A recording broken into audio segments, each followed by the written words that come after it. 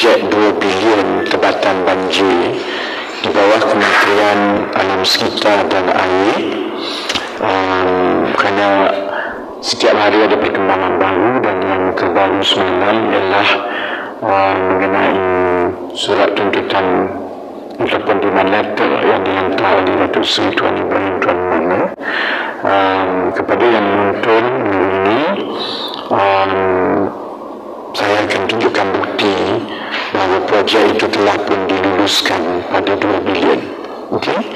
Jadi pihak media ada kenyataan media, you can see the letter there, dan kepada yang menonton selepas ini saya akan naik surat kelulusan projek 2 bilion secara ringan terus seperti yang saya telah sebut sebelum ini. Jadi I don't think we can show the letter on Facebook, but I'll put it on my Facebook and blog immediately after this. Jadi saya mulakan kepada pihak media untuk rujuk kepada kenyataan media.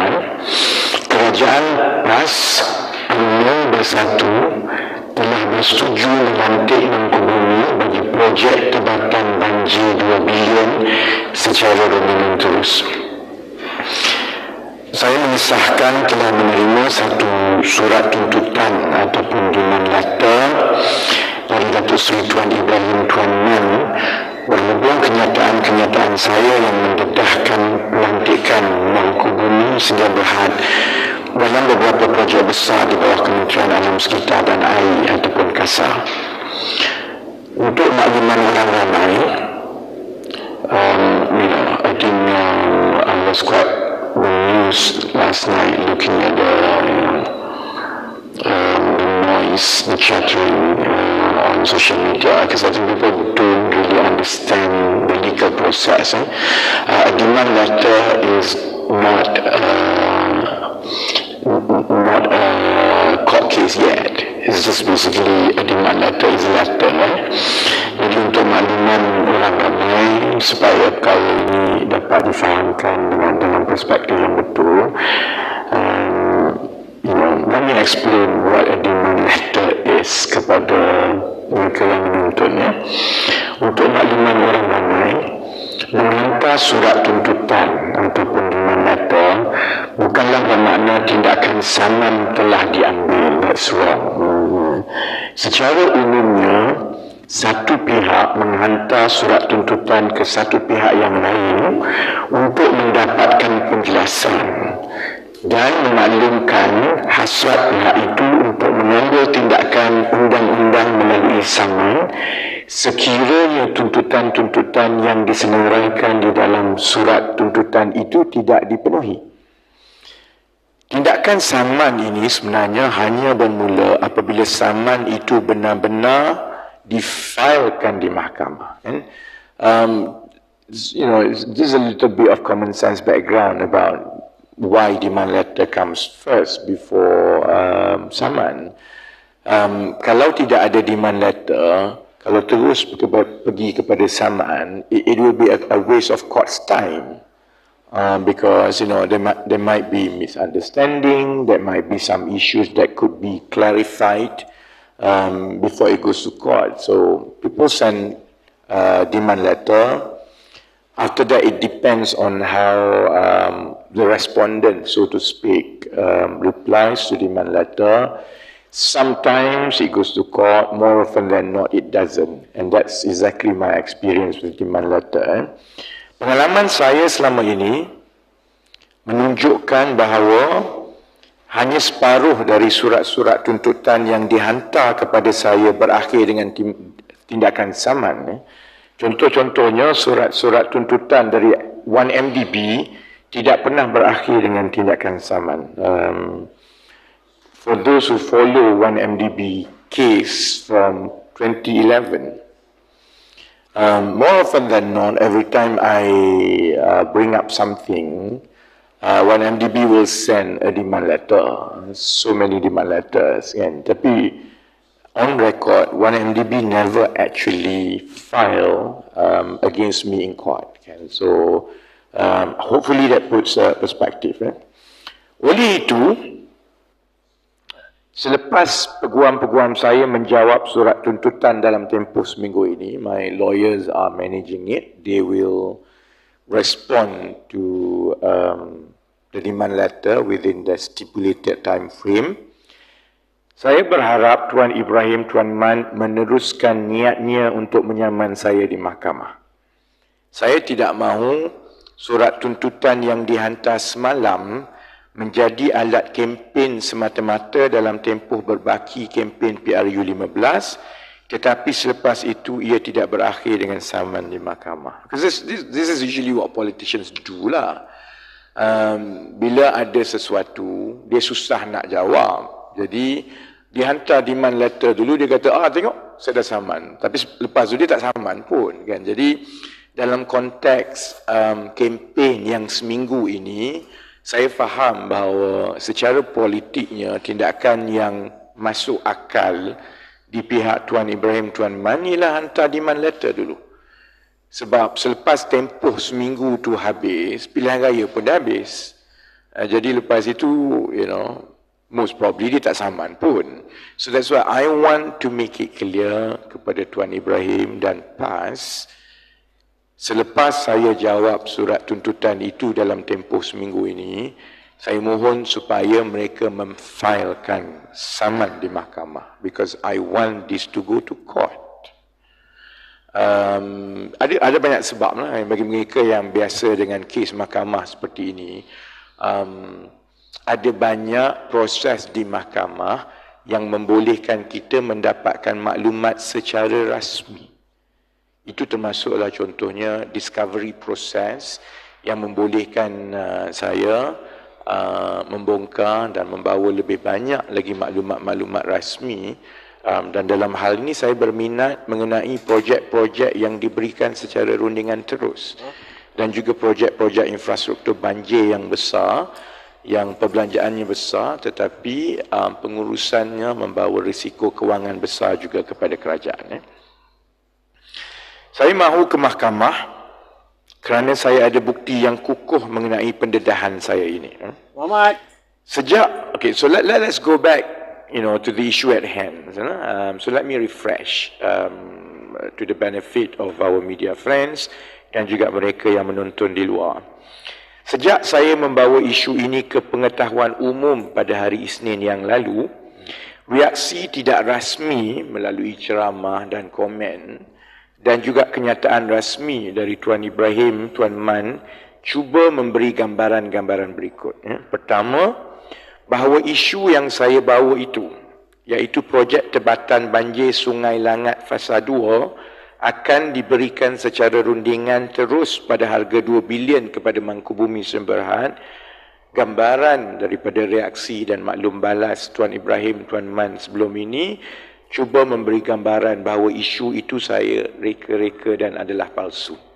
And it was bare denial, outrightly saying that I was lying and creating this to create a perception just to score points in this election. Kedua juga, bahawa kenyataan saya tentang proses untuk melantik Mangkubumi Sendirian Berhad secara rundingan terus telah dan sedang berlaku. I put it to the public and to him that the process has commenced and is progressing earnestly, that the government and his ministry is going to award Mangkubumi through a direct nego at 2 billion. Maklum balas beliau adalah perkara itu pun palsu. Benda itu tak betul, saya pandai-pandai buat. Dan penafian beliau memberi gambaran seolah-olah Tuan Ibrahim, Tuan Man sebagai Menteri Kasar tidak tahu apa-apa mengenai keputusan untuk melantik Mangkubumi Sendirian Berhad secara rundingan terus bagi sebuah projek yang sebegitu besar yang dikendalikan oleh kementerian beliau. Oleh itu, hari ini saya tampil menunjukkan bukti kukuh. I mean, it's to those here, yang media, you've seen the letter is irrefutable. It is there. Dan saya harap pihak orang ramai juga boleh tengok di Facebook sebelum ini, sebarkan kepada seberapa ramai yang mungkin supaya rakyat Malaysia boleh tengok ini tindakan dia di hari-hari terakhir bila dia nak bubar parlimen. Hari ini saya tampil menunjukkan bukti kukuh bahawa projek Tebatan Banjir Kuala Langat, bukan Kuala Langat, Sungai Langat. Sometimes that's a typo, Sungai Langat. Sungai Langat Fasa 2 berjumlah 2 bilion ini sebenarnya telah pun diluluskan secara rundingan terus kepada Mangkubumi Sdn Bhd. Hari ini saya tunjukkan surat keputusan kerajaan yang telah pun memutuskan untuk melantik Mangkubumi Sdn Bhd secara rundingan terus. Saya bagi peluang kepada Tuan Ibrahim, Tuan Man, 2, 3, 4 hari yang lepas, sebab saya nak tengok what would his reaction would have been. Saya nak tengok sama ada dia jelaskan kepada rakyat bahawa keputusan itu telah dibuat dan dia akan lawan ataupun dia akan perjelaskan. Tapi dia, I don't know, either he play naive or like any other politicians, they hope that this will just go away quietly. Kan?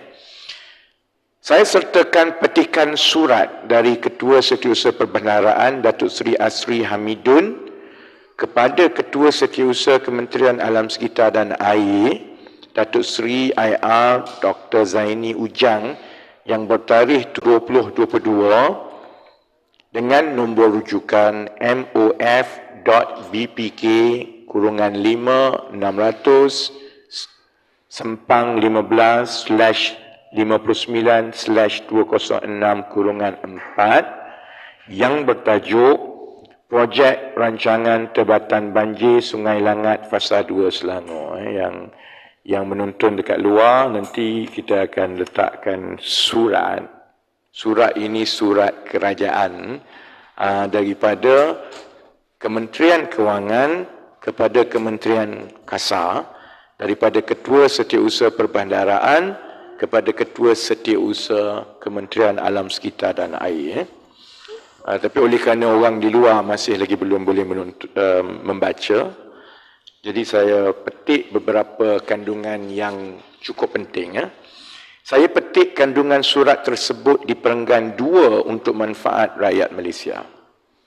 Dimaklumkan bahawa Yang Berhormat Menteri Kewangan telah bersetuju meluluskan projek rancangan Tebatan Banjir Sungai Langat Fasa 2 Selangor dilaksanakan secara rundingan terus dengan syarikat Mangkubumi Sdn Bhd. Black and white is there. Kan, dan saya harap orang ramai yang menonton memikirkan perkara ini. Maksudnya, pegawai-pegawai kerajaan mengambil risiko yang cukup besar untuk mendedahkan surat ini kerana mereka tak boleh terima perkara ini. I mean, they work really hard dan mereka memandang sendiri bagaimana apabila dah dekat dengan parlimen dibubar, kerajaan PAS UMNO Bersatu ini menganugerahkan projek demi projek berbilion ringgit yang disegerakan. Ini bukan saya yang pandai atau cerdik yang dapat cari ini. This is an act of patriotism on the part of civil servants. Dan kalau tidak, I wouldn't have this. Dan kalau tidak, saya takkan berani untuk mendedahkan sebab to me, maksudnya kalau pegawai-pegawai kerajaan sudah sampai ke peringkat ini membocorkan dokumen seperti ini di peringkat tertinggi, maksudnya secara moralnya pegawai-pegawai kerajaan tidak boleh menerima tindakan menteri-menteri. Keputusan ini juga merujuk kepada surat dari Perdana Menteri sendiri, Datuk Seri Ismail Sabri Yaakob, mengenai projek ini yang bertarikh 16 Ogos 2022. So I can very quickly read untuk yang menonton. Dengan segala hormatnya perkara di atas dan surat dari pejabat yang amat berhormat Perdana Menteri bertarikh 16 Ogos 2022 rujukan ppm.rb.600/6/2/9 jilid 29/42. Punyalah panjang rujukan, berapa banyak surat ada ni kan. Jadi maknanya perkara ini sebenarnya telah pun diketahui lama dan dibincangkan lama. Obviously, it went to and fro from Prime Minister to MOF, kemudian kepada KASA. Surat dari Kementerian Kewangan ini dikeluarkan pada 7 Oktober 2022 and that date is extremely significant, iaitu pada hari pembentangan bajet yang lepas. Bayangkan Tengku Zafrul pada 7 Oktober 2022 di Parlimen membacakan bajet.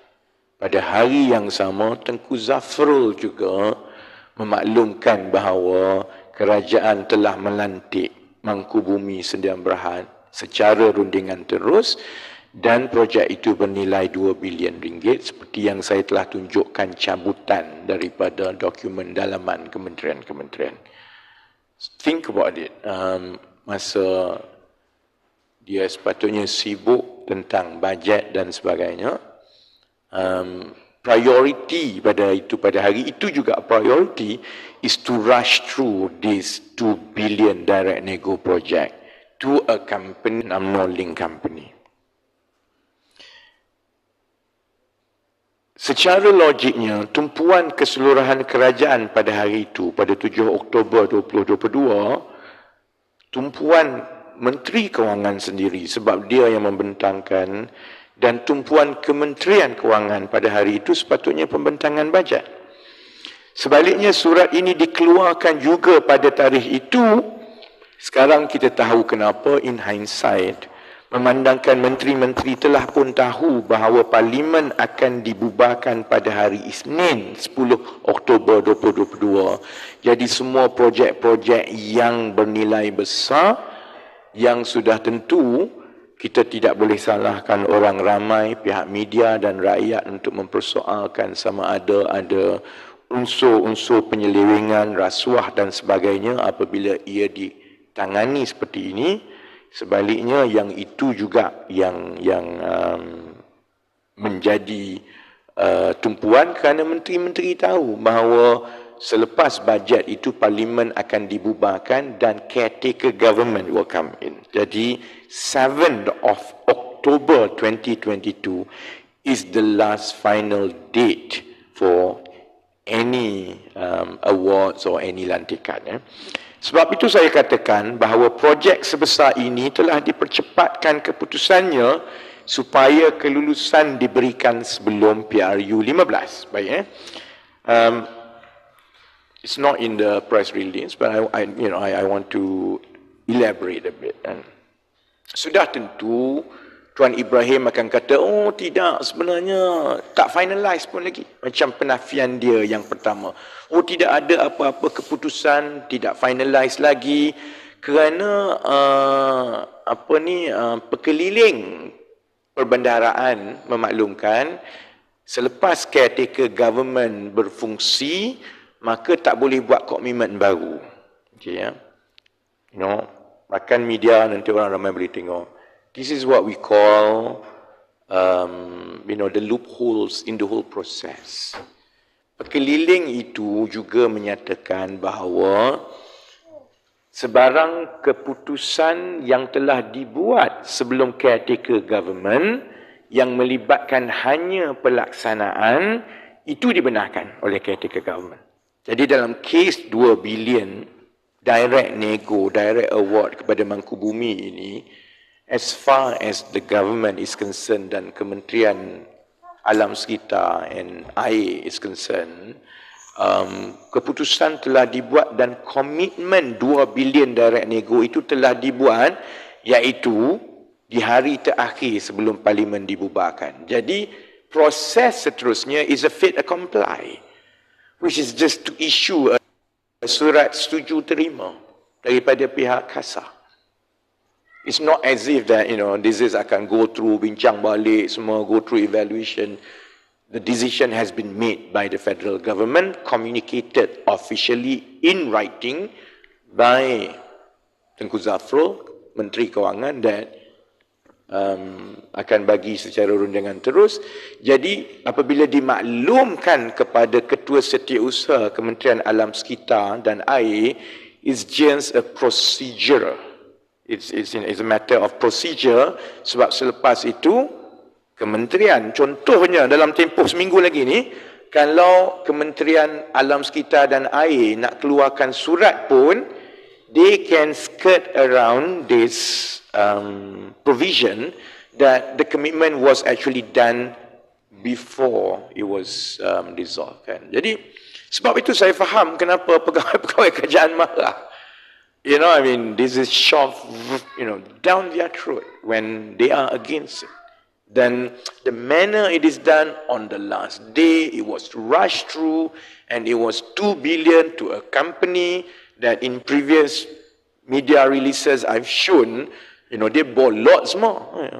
They have billions of projects, and the projects they work on were picked by laporan Ketua Audit Negara, and they have 2 petitions in court to wind up sebab tak bayar hutang and so on. Jadi, I can empathize why pegawai-pegawai kerajaan got so riled up. Because obviously the final stage is a formality of issuing a surat setuju terima sahaja, because the decision to award by direct nego has been done. Jadi saya nak juga jawab, sebab saya rasa Tuan Ibrahim akan jawab, saya tak tahu apa-apa. I'm innocent, I don't know this. Ini UMNO yang buat, ini Menteri Kewangan yang buat, I know nothing. Kan? So let me share, because I asked exactly the same questions to the government officers who briefed me on this. I asked, is it possible that Menteri Tuan Ibrahim Tuan Man is so naive that he doesn't know a thing about this? Because I know penyokong dan pimpinan PAS lepas ini akan mengatakan, oh, surat itu ialah daripada KSP Perbendaraan kepada Ketua Setiausaha Kementerian. Tak ada pun nama Tuan Ibrahim, tak ada pun kat situ. So I asked that question.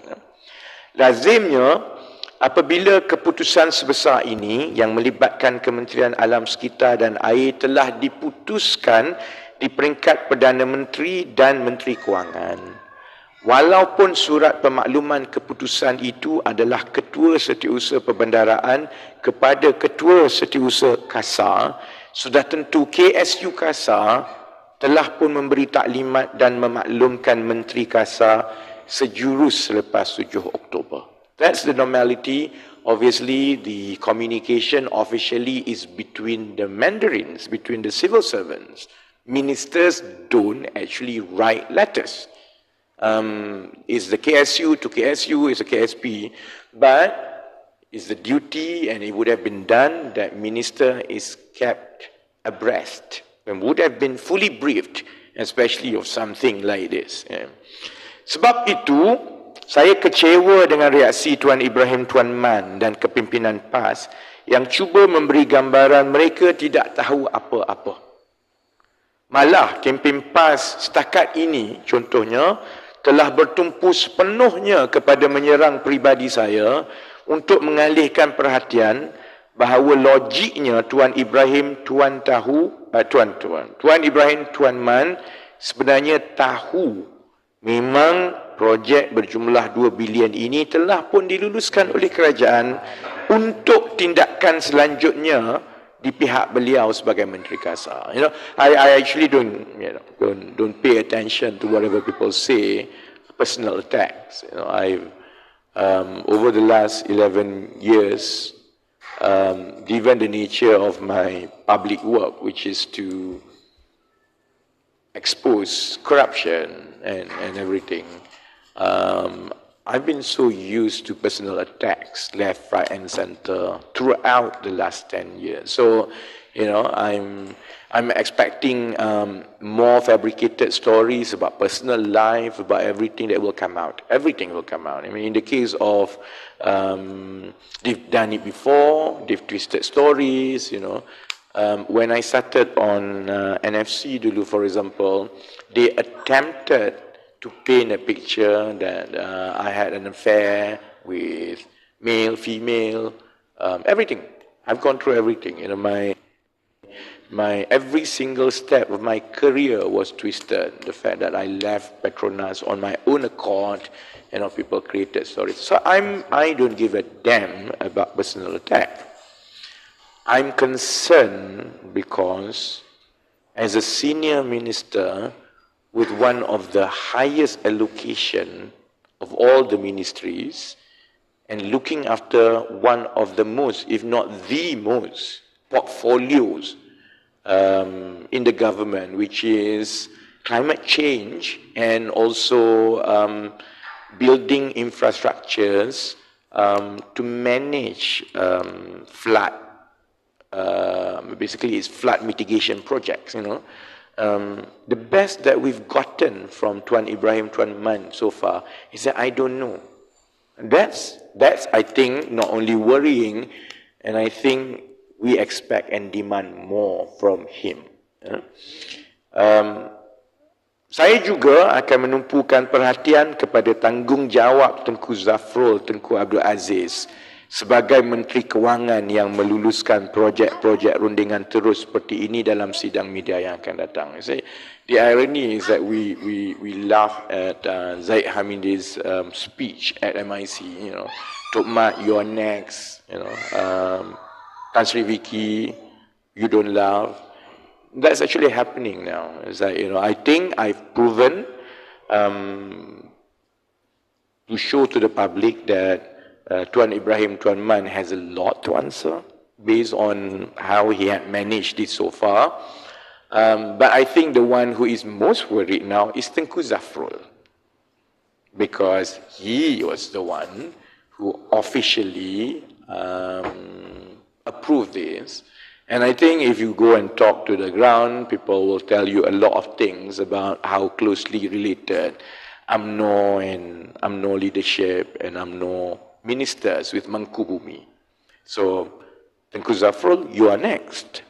So, I will start focusing as well on Tengku Zafrul. Tapi buat masa ini, saya berharap Tuan Ibrahim Tuan Man tidak berselindung di sebalik satu surat tuntutan untuk mencuci tangan dari tanggungjawab beliau mengenai projek ini. This is 2022.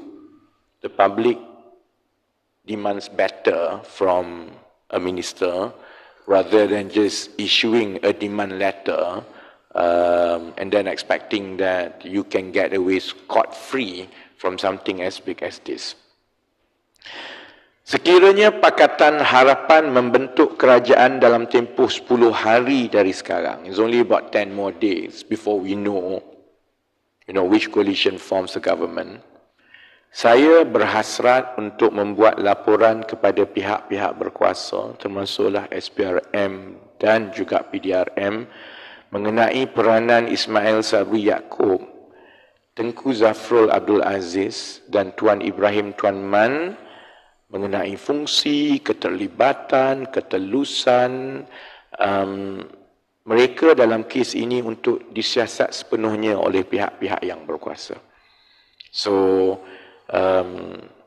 walaupun Tuan Ibrahim sebelum ini mencabar saya untuk membuat laporan SPRM, I said, I will not at this particular time, minggu lepas, awal minggu ini, kerana sebelum itu saya belum tunjukkan lagi surat ini. Now that I've shown, and I hope sane and patriotic Malaysians will see where I'm coming from, saya berharap supaya Tuan Ibrahim bersabar, kerana sudah tentu laporan SPRM akan dibuat sekiranya Pakatan Harapan membentuk kerajaan persekutuan dalam masa terdekat.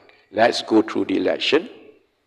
The current SPRM chief obviously does not necessarily exude confidence from the public. After all, segala jenis laporan SPRM yang dibuat kebelakangan ini tidak ada tindakan, kes kapal tak selesai, malah yang dia nak siasat ialah pengisytiharan harta saya. That tells a lot. We've been going through scandals after scandals in the last 4 or 5 months. You hardly have much progress from them, but the moment ada laporan SPRM mengenai pengisytiharan harta saya, SPRM semalam dilaporkan telah membuka kertas siasatan. So I hope you understand, if you are in my shoes, I don't have much confidence. But I hope sekiranya Kerajaan Pakatan Harapan menang, we can put everything, the house in order, then the process to get to the bottom of this. Because I don't know how many of similar cases have been going on for the last 4 or 5 months. How many direct nego projects worth billions been given month after month. So we don't actually know. We will only know if and hopefully and when Pakatan Harapan takes over, so that we can make a proper report to the authorities, and so that we can get to the bottom of this. Okay, ada soalan? Kalau boleh, perkenalkan daripada media mana, then you can ask the questions. And the mic. Ada soalan? YB, Arfa from NST. So recently, I think it was last night, a leader from PAS said that PAS takkan declare their assets. Declare or didn't? Akan ataupun tidak akan? Tidak. Tidak akan. Yeah. Okay, sorry. So I was quite surprised. Tiba-tiba PAS nak declare assets. Okay. No, tidak akan. Okay, they would not. Okay, they will Okay. not. What do you have to say about this, especially after you reveal about Mangkubumi, this expose? Well, I can't speak on behalf of other politicians sebenarnya kan. Saya politician ada pandangan masing-masing mengenai pengisytiharan aset. There's pros and cons. I've been quite radical in how I see things. As a person, I am quite radical. Pandangan saya begini kan. Selepas yang telah berlaku, bukan saja sejak 2018, tapi for the last 10-15 years dengan skandal dan sebagainya, kan, keyakinan rakyat kepada proses politik di negara ini semakin tipis. Macam saya sebut semasa pengumuman calon PKR dahulu, saya mengingatkan calon-calon PKR bahawa mereka jangan syok sendiri jadi calon. Kerana apabila menjadi calon dan sekiranya menang sebagai ahli parlimen, mereka akan masuk dalam kategori manusia yang paling dibenci di negara ini. Politicians are the most hated.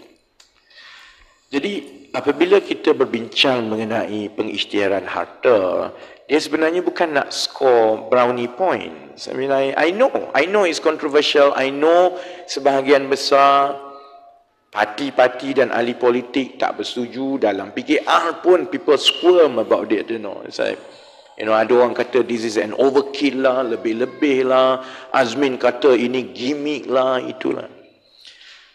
My view is this: we have to set the bar higher, and it works as a safeguard.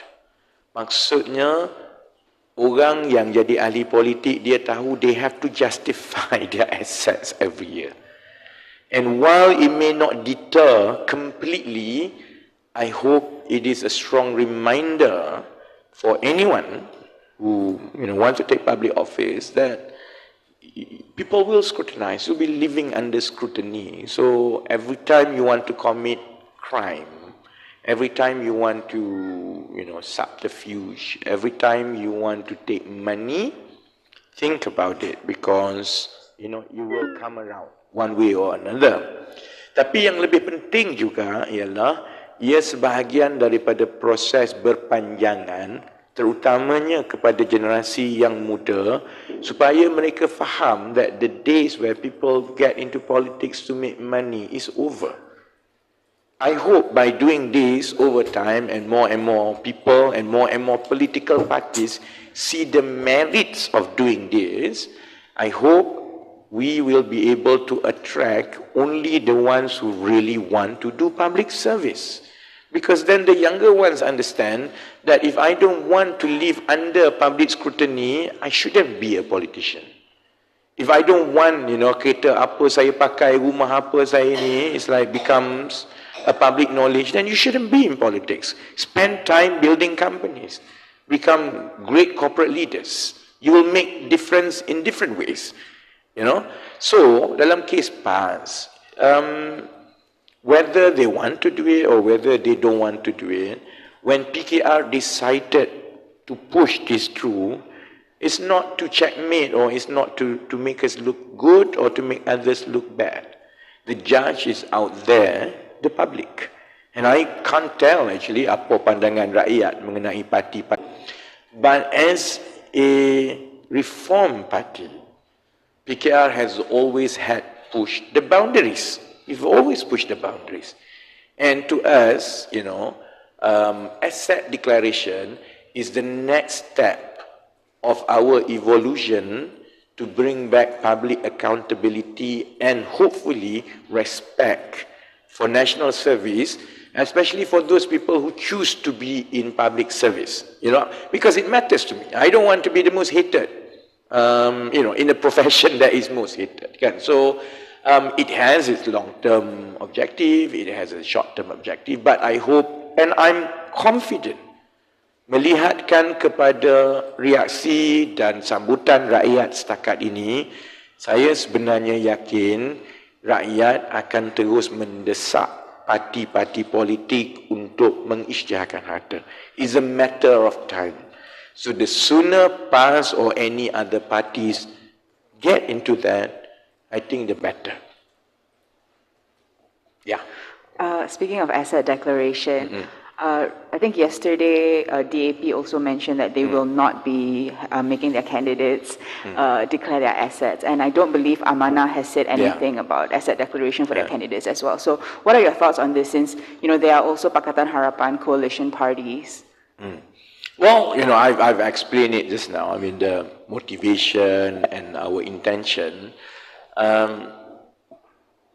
There are things that I think we can agree among the coalition partners very quickly.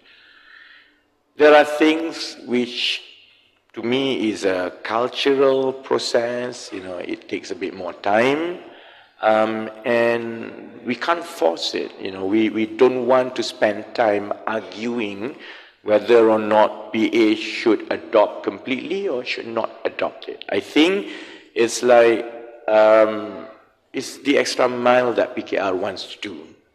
And I respect, the APs or Amanas or even PAS or AMNOs that they don't want to declare. I think it's as I say, it's a process. I can understand how scary things are because you look at my asset declaration, some people say that, look, it doesn't bring any good. People, your life is under scrutiny, everything, and then there will always be some goons who yang pergi buat laporan polis, SPRM, semua.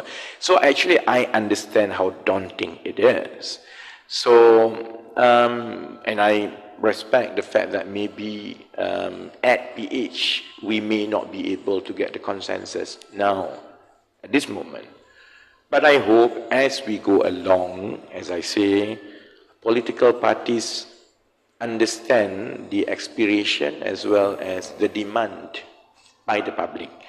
And, political parties usually will adjust to be in tune with public's aspiration. So over time, I'm sure hopefully DAP, Amanah and all other parties will slowly gravitate towards asset declaration as a culture, and to me it's a matter of time. Hopefully PKR will be able to convince other parties that, we bite the bullet. It was not easy, but it paid off. And not so much just about winning election, but it paid off in the sense that I think we bring back some sanity and respect to the political process in this country. So this matter of asset declaration was discussed within PH? Many years ago, it was actually discussed, I think prior to 2018. And then I was out of Majlis President for about 4 years. I only came back in August. By the time we went, by the time it was August, the whole focus of Majlis President was election preparation. So it wasn't brought up per se, If you look at Pakatan's position on asset declaration, I mean, obviously Pakatan advocates asset declaration. It's just the difference of opinions even back then in I think that was 2018. It was discussed thoroughly about asset declaration. The difference of opinion is more about when to declare. PKR takes a stand that we have to declare even before you menang. The moment you have an intention to take public office, then you have to declare, because PKR sees it from slightly different angle. As I explained before, we see this as a part and parcels of political reforms, to bring accountability. I think other parties in Pakatan then believe that there was no necessity for it, because what if you declare and then you tak menang, kan? So it's better to wait for you menang dulu. So it's a difference of opinion, and I think it's not fundamental, so to speak, lah, in that sense, kan? But we intend to stay on course on this, because to us it's part and parcels of bringing back some respect to the political process and political parties in this country. Any other questions?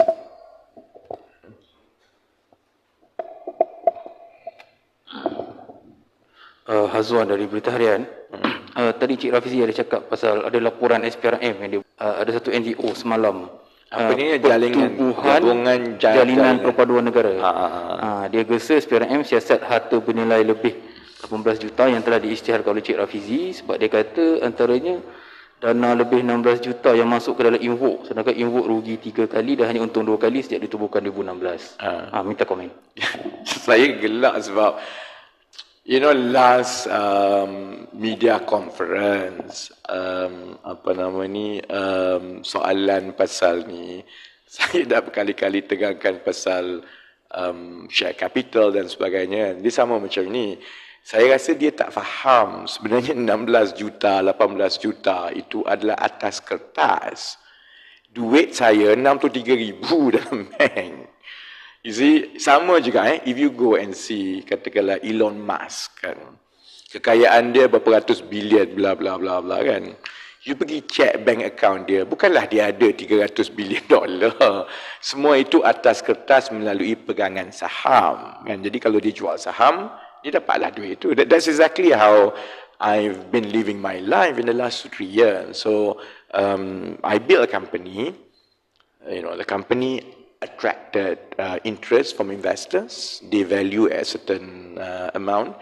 So my share awal-awal tu saya subscribe share dalam company saya RM1 satu saham. As the valuation goes up, daripada RM1 dia jadi RM8, RM8 jadi RM16. So when I want to make when I want to get cash to pay for my annual income, I usually what I do, I see, okay, how much do I need for 1 year? So if I need about 400 grand, so I just sell 400 grand's worth of shares. So I leave that cash kan. Jadi dia tak timbul soal ini mana datang 18 juta ni semua sebab duit tu tak ada. Duit tu company. Duit saya dalam bank RM63,000.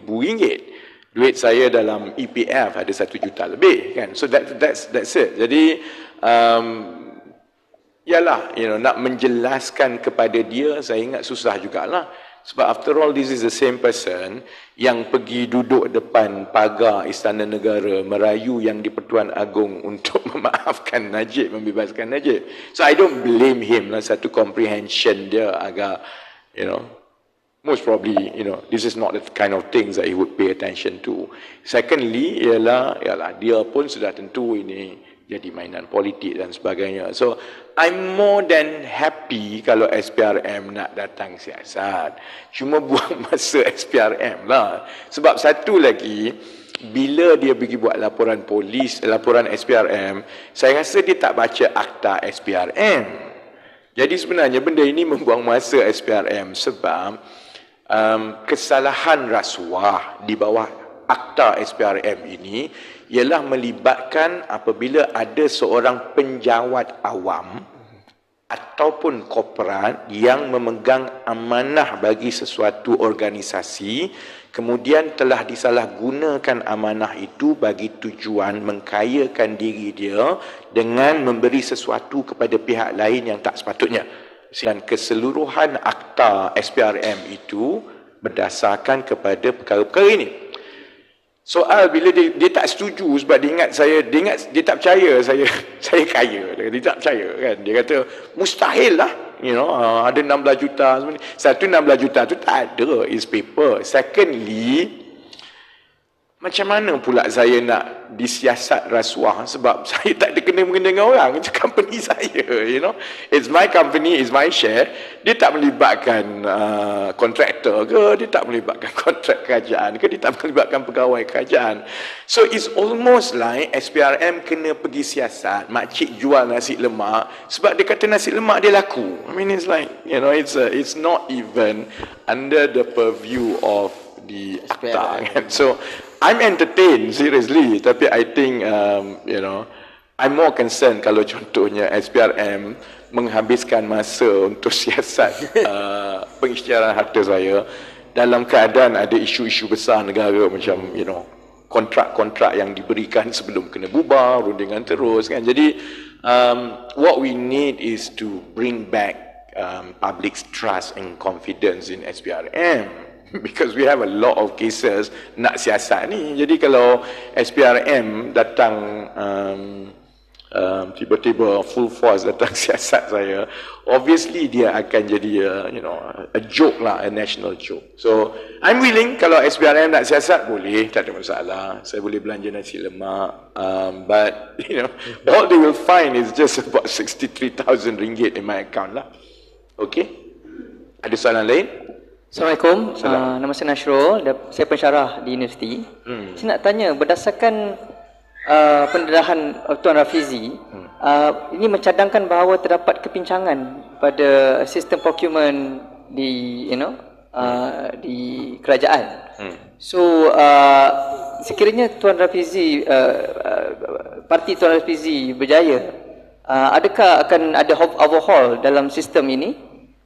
Dan apakah tindakan kepada, kebaikan yang akan diperolehi kepada pejabat awam hasil daripada, pendedahan ini?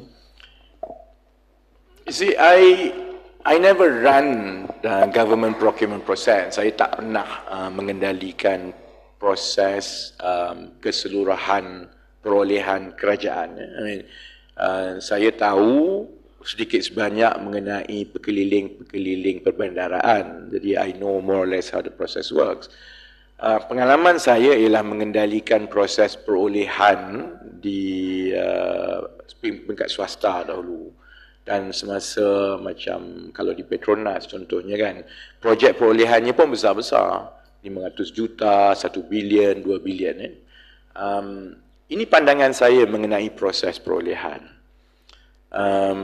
mereka atau pihak yang membangunkan prosedur kewangan dan perolehan telah pun meletakkan segala kawalan yang terbaik sebenarnya untuk memastikan mengurangkan risiko penyelewengan. So anyone who develops a procurement framework, be it in public sector or private sector, would have done it with the intention to make it as watertight as possible. Lagipun proses yang menilai keberkesanan proses perolehan itu berjalan setiap masa. Kalau di peringkat kerajaan, ketua audit negara akan audit tiap-tiap tahun. Dia bukan saja audit kepatuhan kepada proses, dia juga audit sama ada proses itu berkesan ataupun ketat dan sebagainya. And likewise, in private sector, perkara sama yang berlaku juga kerana tiap-tiap tahun statutory audit berlaku yang mana auditor akan semak test of control untuk melihat kawalan semua ini berlaku ke tidak, ataupun untuk memastikan bahawa apabila perniagaan itu bertukar, you create or introduce new controls to avoid fraudulent practices. Masalahnya, and this is also my experience and my view, no matter how watertight, have corrupt people managing it. Terutamanya orang-orang yang di atas yang diberikan tanggungjawab dan amanah mengikut limits of authority. Isu dia, dan pengalaman saya sebagai auditor dulu, I spent some years as auditor, pengalaman saya ialah it's not necessarily about whether or not the check and balances in the procurement process is adequate. It's usually because the people who were supposed to follow the rules and to abide by letter and by spirit of the procurement process, sebab they corrupt. And when they are corrupt, they can, they can skate around, they can gloss everything. So banyak cara yang mana perkara itu boleh dibuat. Saya bagi contoh lah yang paling bagus. Contoh yang paling bagus ialah 1MDB Goldman Sachs. Dia tukar satu saja. Dia tukar satu phrase saja, iaitu instead of cakap guarantee letter daripada kerajaan Malaysia kepada 1MDB untuk membolehkan 1MDB raise money arranged by Goldman Sachs, dia tukar dokumen dan arrangement itu sebagai letter of support, surat sokongan kerajaan Malaysia. Sedangkan keseluruhan kandungan surat sokongan itu meletakkan liability itu kepada kerajaan Malaysia. So it is, in essence, it was a guarantee. Tapi sebab dia bukan nama guarantee, dia hanya letter of support, secara prosedurnya, kerana prosedur itu menyebut hanya jaminan gini yang perlu dibawa ke kabinet, then it's not a jaminan, dia hanya surat sokongan. So it skidded the process, kan. Jadi sebab itu, dalam kebelakangan ini, kalau saya tumpukan lebih kepada soal peribadi orang yang kita nak pilih jadi pemimpin, I focus more on accountability, because no matter how good you put the process in place, kalau kita ada crooks and corrupt people, dia lagi cerdik tau, how to basically get creative with all the process, kan. Jadi dan itulah yang menyebabkan menyusahkan kaki tangan awam, kerana you put kaki tangan awam on the spot. They have moral dilemma, they know benda ni tak betul, tapi kalau tak, dia orang jadi masalah. Mereka yang sepatutnya safeguard everything, itu yang Melayu kata harapkan pegar makan padi. So I think that's the real issue. I wouldn't jump to conclusion too much, kata yang ni tak bagus, yang itu. I think, to be frank, we have competent frameworks across the board. Isunya ialah the deterioration of the moral fibre of public office holders, especially the politicians. Ada soalan lain? Kita nak pergi sembahyang? No. Saya nak makan roti kat luar. Hello? Okey, tak ada Oh, yeah, yeah, sure. Yeah. Hang on. Letter of, okay, sebab itu di kalangan, this whole procurement process, they have very specific names, kan? There's always letter of intent, letter of award, and so on. Okay, this is not a letter of intent nor a letter of award, but it is basically a procurement decisions. Saya bertanya kepada pegawai-pegawai kerajaan lah, what would happen next, kan? Yang berlaku ialah kementerian boleh saja keluarkan satu surat tawaran.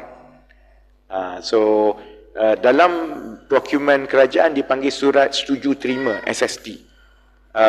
Letter of award ni usually more on some big project macam kapal semua tu adalah maksudnya dia approach kerajaan untuk buat something, dan kerajaan issue LOI. From LOI, then they negotiate the detailed contract. Daripada situ letter of award. So most probably what would happen is that after this, this is considered a decision. After this, kementerian akan runding dengan Mangkubumi the nitty-gritty, the payment process and so on. Once that has been ironed out, they will issue surat setuju terima or something like that. That most probably procedure that will be considered as letter of award. So I'm hoping that this is reversed, that it doesn't go there. Because I don't think, as far as I know from civil servants, the binding document to appoint Mangkubumi has not gone out. But it's a fait accompli. If we don't bring this up, it will come out. And once it comes out, then it becomes legally binding. Okay? Alright? Okay, hang on. Can we take it separately? Because kalau tak kesian kat media. So, they have to go on and do their work. Okay? Alright?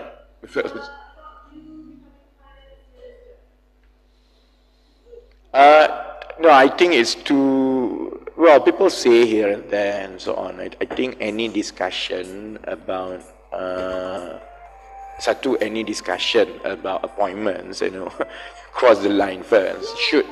I think we should only think about it once kita menang. Even then, kalaupun Pakatan Harapan menang, it is the prerogative of the Prime Minister. And so I have no opinion about that, and I think it's best to focus on the election. All right, thank you very much. Okay.